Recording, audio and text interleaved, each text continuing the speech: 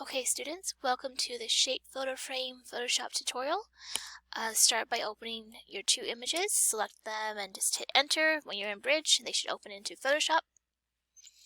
Give that a sec to open.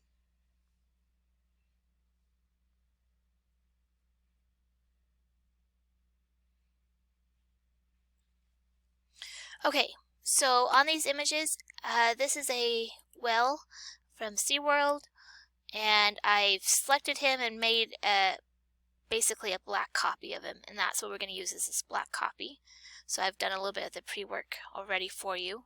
What we need to do is grab the magic wand in the same set as these other quick selection tools, this new object selection tool from this newer version of Photoshop. So magic wand, just click anywhere on the black whale, and make sure you're on layer 1 when you click on the black area. And then we're going to do Control I for inverse and Control C for copy. Then we go over to our landscape, our ocean. You're going to hold down Alt on the keyboard. Make sure it's Alt, not one of the other keys, Alt. And we're going to add a layer mask. The layer mask is a circle inside the little rectangle. And then keep holding down Alt, and you're going to click on the black thumbnail that you just created. So your screen goes from checkered to black. When it's black, you're going to paste, which is Control V like Victor, deselect, Control D. Then on your layers panel, you're going to click on the thumbnail, the landscape thumbnail, and you should be able to see the landscape inside your well now. Now I want to reposition this, so to do that I'm going to hit the little chain link between my layer mask and my thumbnail to unlock that layer. And then I want to move the well, so I need to click on the well mask and the little white box. See how it moves from the thumbnail over to the mask?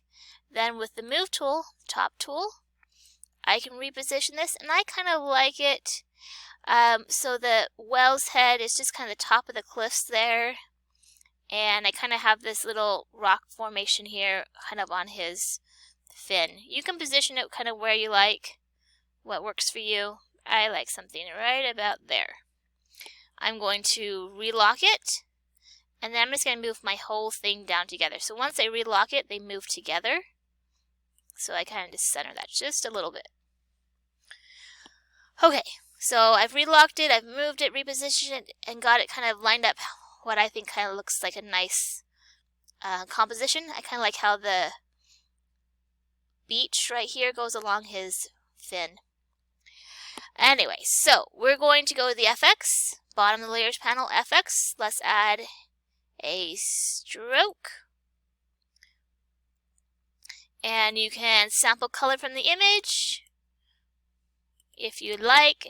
However, since we repositioned this and I'm on the layer mask, it won't let me sample color from the image, landscape, so I'm just going to try that again. I'm just going to double click on my FX, or you can go back to FX stroke if you want. I'm just going to double click it to bring that back up.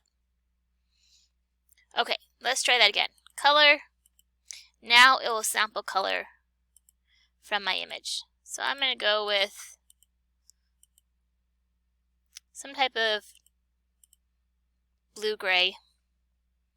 And I feel like that's a little too big. I'm going to turn that down just a little bit. You can play with the position if you want. I think I like inside, or maybe center. I think I'm going to try inside. So don't make it too big. Let's add a drop shadow.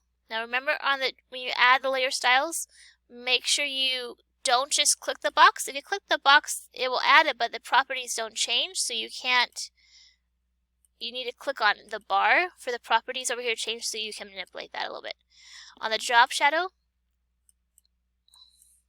remember you can come out here and click and drag to move it around. And then that's changing your angle and your distance. Over here, if you watch, as I click and drag, it will change your angle and your distance.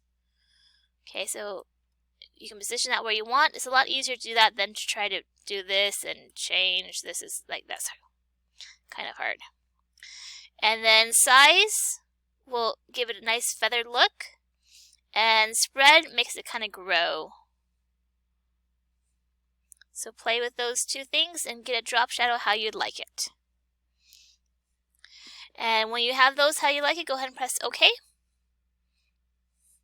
Then we are going to create a background. So we're going to create a new layer, so the little plus inside the square, and grab your paint bucket.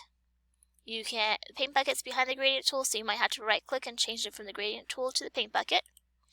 You can change your foreground to whatever color you want. I'm going to try sampling color from my image.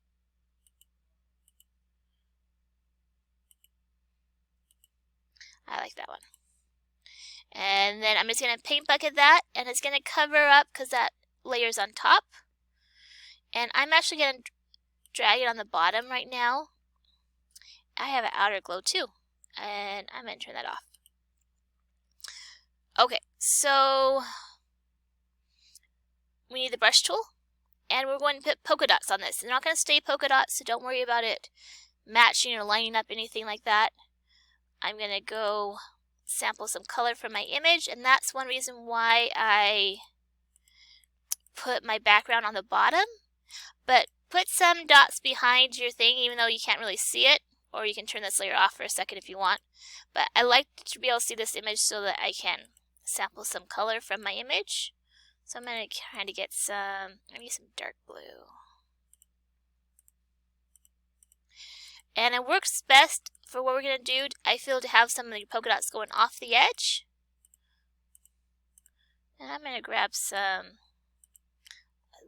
little bit of lighter colors. Remember, you can change the size of your brush, so I'm going to use the bracket keys to change the size of my brush to make it a little smaller.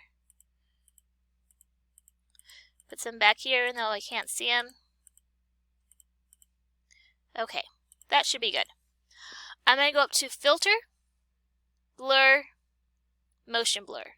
Filter, Blur, Motion Blur. I like to have my distance turned all the way up. Down here it looks a little dizzy. So you turn it all the way up. You can play with the angle.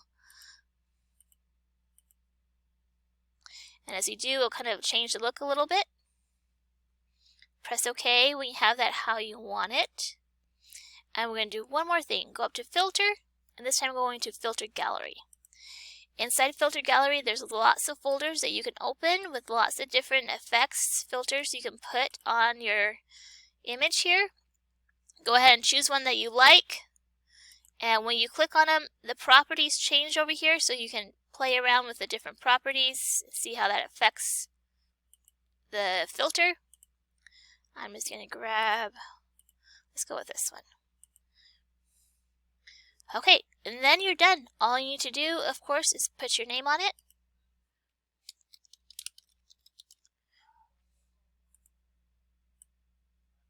Save as a TIFF and a JPEG, and turn the JPEG in on canvas.